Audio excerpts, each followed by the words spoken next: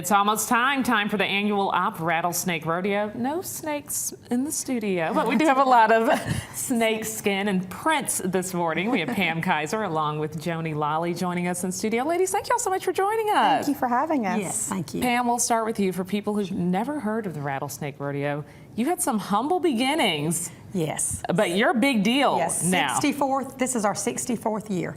So it started out very, very small, very tiny, and it has grown into something very big. Joni, people come from all over to this event. What makes it so unique and special? Well, I don't think you can see live rattlesnakes anywhere else that I know of. That we have them on display, they do snake shows, and you can actually get your picture taken with one. I don't think anybody else does things like that, but we had people all the way from Canada last year. People come out because rattlesnakes are just intriguing in general.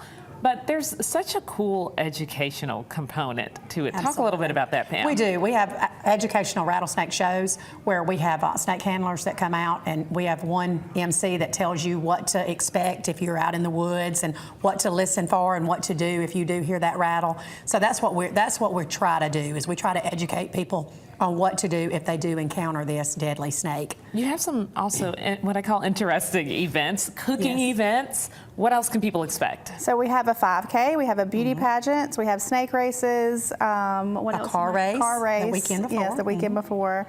We basically make it a whole month about the rattlesnake and celebrating that. So. I know you didn't bring a snake yet, but you all are preparing. Yes, You're ready. are. We will have rattlesnakes. They will. We move them as soon as we get them in. We put them outside of City Hall. People can come by a few weeks before the rattlesnake, and you can go to the rodeo, and you can go ahead and see the snakes.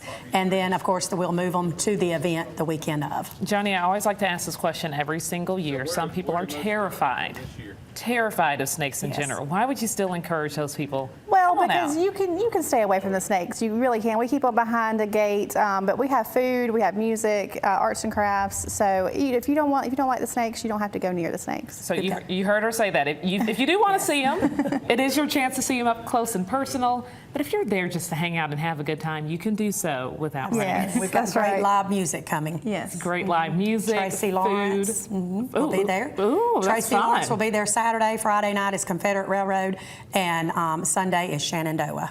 How can people get tickets this year? Eventbrite.com. What are the dates? March 21st, 22nd, and 23rd. Yes. So is that the last weekend? I don't have a calendar in front of me. Almost last weekend of March. March 22nd through the 23rd, a full weekend of fun there in Opp as they are getting ready for the annual Rattlesnake Rodeo. Ladies, anything else you want folks to know? Just come out and have a good time. They can try fried rattlesnake meat if they would like.